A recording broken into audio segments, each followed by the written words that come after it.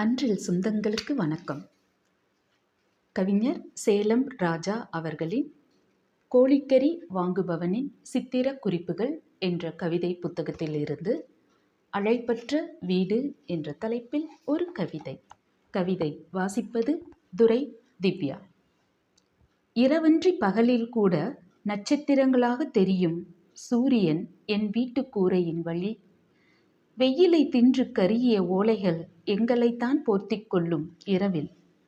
வாங்கவென ஒரு வார்த்தை கூறி வரவேற்க இயலாது பீடி வலித்து கிடைத்த பரிசில் இருமிக் கொண்டிருப்பார் என் தந்தை.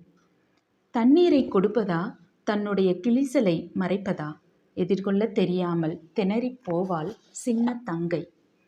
எவரென தெரியாமல் குறைத்தே களைத்துப் போகும் ஒருவேளை மட்டுமே உண்டு உயிர் வாழும் நாய்க்குட்டி. அரிசி சோத்துக்கு நாங்கள் ஆசைப்பட்டதால் அறுப்புக்கு சென்றிருந்த ஆத்தா அந்தி பொழுதில்தான் வீடு திரும்புவாள்.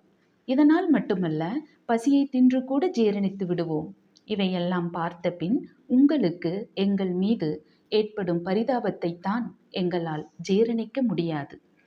இவையெல்லாம் பார்த்த பின் உங்களுக்கு எங்கள் மீது ஏற்படும் பரிதாபத்தை தான் எங்களால் ஜீரணிக்க முடியாது. ஆதலால் தான் நான் உங்களை என் வீட்டிற்கு அழைப்பதில்லை. நன்றி.